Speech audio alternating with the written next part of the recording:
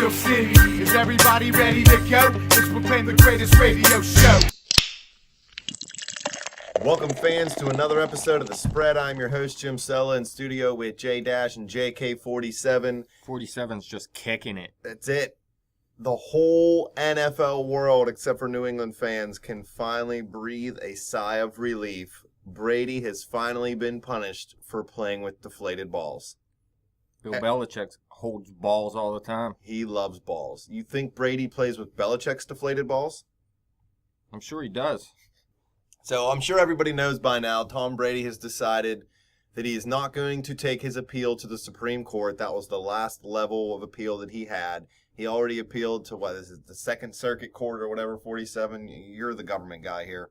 He appealed to them. A panel of 3 judges decided, screw you, buddy. We're not going to hear your stupid court case. It's a waste of our time. I feel like if he would have even tried to take it to the Supreme Court and they accepted it, I probably would have just moved to Canada. It would have been crazy. If I was him, I wouldn't want to go to the Supreme Court, I'll tell you that. I don't even like when a cop drives past me down the road, okay? So I'm not walking into the Supreme Court. That'd be weird as hell. You got something to hide? No, I just don't like those types of places. You never know. You're the conspiracy theorist. Well, I have no problem with local cops. You hate police. One wandered into your yard. You told him to bleep off. When was this? I don't remember. You told me the story. I wasn't there. It had to be a different story than that. I don't know. Oh, yeah, I remember the story, yeah. We don't have to tell that story now, but it wasn't quite the way you just said it. But go ahead. So Brady decided that it was just better to take the 4-game suspension at the beginning of the year than risk appealing it, and then if they did hear the case and then it was denied, he would end up having to serve the suspension later in the year, possibly during the postseason.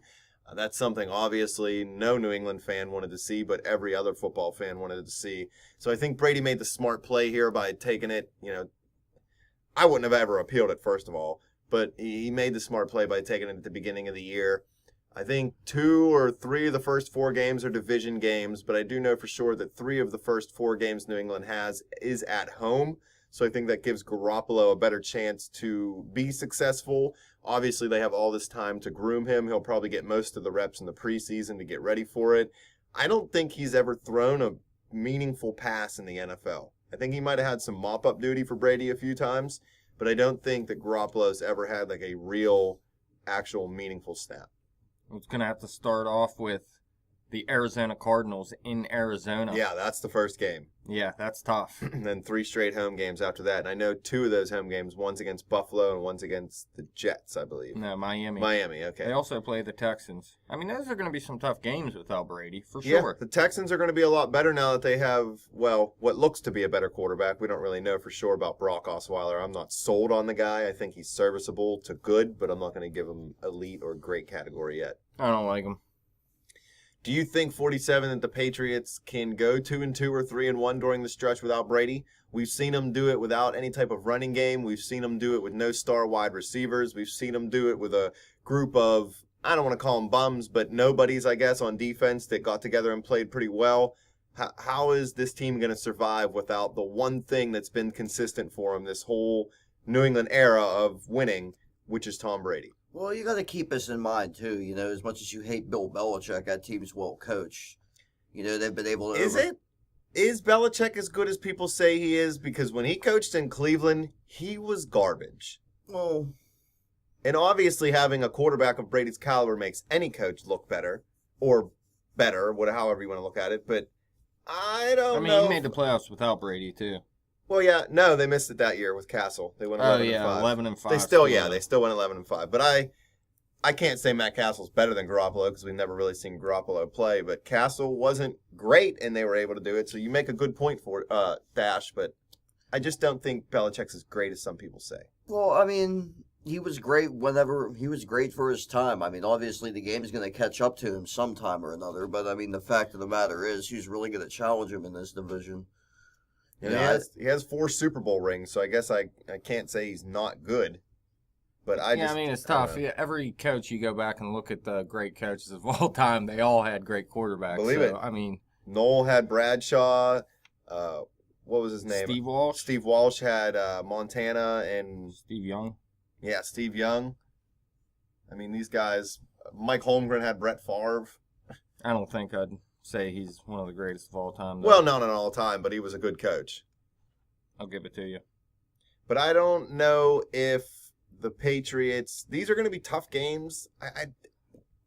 I'm not saying they're going to go 0-4, believe me. They're going to squeak out 1 or 2 wins, but I'm not sold on them being able to survive it as well as some people say. And what also bothers me now is a lot of people are saying the Steelers are the favorites for the Super Bowl. I don't like the Steelers being the favorites. We don't play as well when we're favorites. We play better as underdogs. So I want New England to be the favorite so we can kind of slide under the radar. But screw Brady. He deserves to be suspended. He deflated those balls. Well, maybe not him personally, but he gave somebody direction to deflate those balls. The only thing that I don't like about the way the NFL handled it is I read an article, and I've never read the NFL rulebook completely like some other people may have. But from what I understand, tampering with equipment is only supposed to be a $50,000 fine or something like that. I don't think it was that, though. It had something to do with The not cooperating with the investigation. That was the thing. That's the biggest thing. The collective bargaining agreement says that an NFL player has to cooperate with an investigation in any way the NFL asks. Some people have thought that's similar to the James Harrison case with this whole HGH test they keep trying to give him. But it's a little different. The NFL has to prove guilt before they can force you to be interviewed. So I don't know how they proved guilt on Brady before they forced him to be interviewed. So, it doesn't really make any sense to me. But it is a positive, I guess, that at least Brady is being punished, because a lot of people thought that he was just never going to be punished because Goodell didn't want him to be, the league didn't want him to be. I mean, you don't want your star players not playing in a league. You know, you don't want all your stars being suspended for any reason. And the NFL's taken some black eyes with a lot of stars in the last 5 years. Brady comes back just in time for 3 straight AFC North matchups, though. At the Browns versus the Bengals, and then at the Steelers. They're at Pittsburgh this year? Yeah. Oh, Christ. He's going to be all fired up in that game. He always torches the Steelers. Well, you got a nice game to start with at the Browns. That should be a nice preseason game for him. Yeah. So if Brady plays the whole season, obviously they're the favorites to win their division.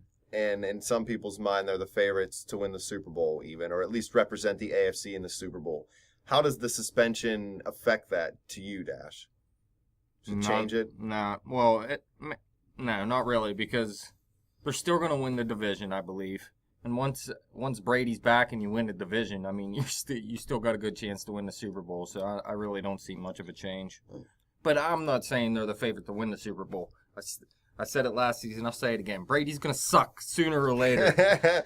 One of these years, he's going to have a bad year unless he's on HGH. Well, I go back to my previous question, though. Who's really going to challenge him in this division? Yeah, you're right, because the Jets have no quarterback. The Bills have a system in place. I wouldn't call Tyrod Taylor a great quarterback. And who else they got? The Dolphins. Yeah. They're the closest team to having a team right now, because you have Ryan Tannehill, who's supposed to be a franchise guy, but I don't believe he is. But the Dolphins have put together a pretty good defense in the last 2 years.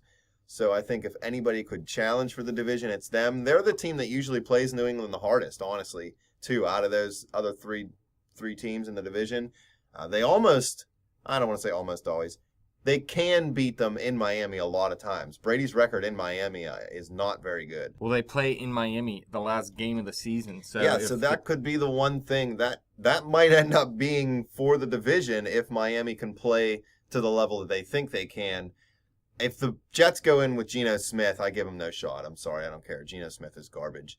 And I just think too much would have to go right for the Bills and too much would have to go wrong for New England. I just think New England's schedule looks kind of weak to me, man. They play the Browns. They got the 49ers, obviously the Jets twice. They play the Ravens. They play the Rams. I don't think this schedule. Do they play the Rams in L.A. or are they at home? They're at home. Yeah. I mean, they got some tough games. They play the Seahawks, I guess. Who else here? At the Broncos. Who knows about that, though, too? Yeah, the Broncos, to me, have no quarterback. But they still have a defense, and that'll do something for that'll you. keep them in games. I mean, last year they played close games to win, and they ended up winning the Super Bowl. So it obviously is a formula that can work for you. But they had a duck arm Peyton who was still accurate, at least, and then Osweiler who was serviceable. Now they got, that Paxton Lynch butt fumble and some dude who was like a 7th-round pick last year that they're talking up right now that they think is going to be good. So I think with a weak schedule combined with Garoppolo being able to play 3 of his 4 games at home is going to help New England out a lot. Even if they win the division at 10-6, like you said, Dash, they still get into the playoffs and they still have Brady, and that's all that really matters is having Brady in the playoffs as long as they get there. And the Steelers played, 4 games without Ben and parts of 2 others last year, and we still made the playoffs. So we proved that you can have your starting quarterback out, and if you're a good enough team, you can survive and still make it. Yeah, I see him doing the same thing the Steelers did. The Steelers went, I think, 2-2 when Ben had that 4-game stretch where he was out. And that's pretty much what I see New England doing. I think they're going to lose at the Cardinals, obviously. But after that, I see them winning 2 of those next 3 games. Dolphins, Texans, Bills at home. I think the Texans are going to be a lot better than what people think they are. That's going to be a tough game if it's in Houston. It's a night game, too. The only away game Garoppolo has is at Arizona. I just like that move, bringing in Lamar Miller. I think that's going to work out well for them. Screw Lamar. I would love to see the Patriots go 0-4, but we all know it's not going to happen. I agree. 2-2 is probably the mark that they're going to be at. And then Brady, he comes in, he wins 5-6 games in a row, and they're right where they normally are at that point in the season, somewhere around 8-2 or 9-1. They're always one of them top teams going into that 10th game or 11th game. So I don't think it affects them a lot. The weak division combined with a weak schedule for New England, I think it really just delays the inevitable of them winning the division, honestly. That's it. And it gives Garoppolo a chance to show what he's made of, and then maybe when his contract's up, he might be able to parlay it into a deal kind of like Brock Osweiler got. Matt Castle. Yeah, he got traded for, I think it might have been a first-round pick. They did get a first-round pick for him. Ridiculous.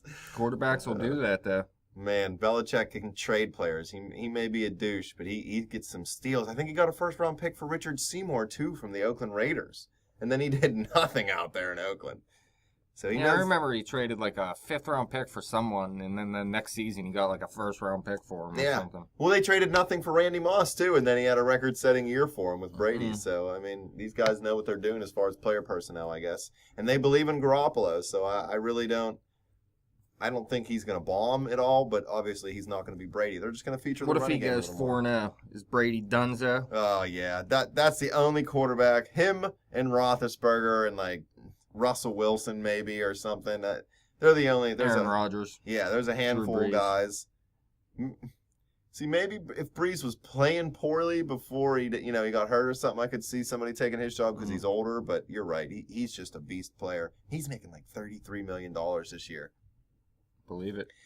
So I think we're all in agreement. Patriots will go around 2-2. Brady finally took a slap in the nuts, takes the 4-game suspension. It's what's best for New England. I think most football fans are just happy to see that it's over, see that Brady finally, took it on the chin and took his suspension. I was tired of hearing about it. I know you guys were. We didn't even talk a lot about it on this show just because I was just blown out. I couldn't take it. It was too much. It's stupid. The media coverage just beat me down. And all the comparing PSI, blah, blah. I don't need to get scientific about it. He told some trainers or ball boys or whatever to cheat. They did. You got caught. There you go. End of story. No investigation. Why cover something that lasted 544 days? Yeah. That's ridiculous. Way too much. And like I said before, if the Supreme Court would have heard that case, America would have been over. It would have been like Hillary getting elected right now. Fans, any questions or comments? You want to make fun of Brady or you want to support Brady? I know there's a small faction of fans that will. Hit us up on Twitter at bet_the_spread. Hit me up on Twitter at betjimthewin. Check out the Facebook page at facebook.com/betthespread. Keep coming back to YouTube. Keep clicking subscribe. I have no idea how many we have because my stupid mobile app no longer tells me. Kevin Durant sucks.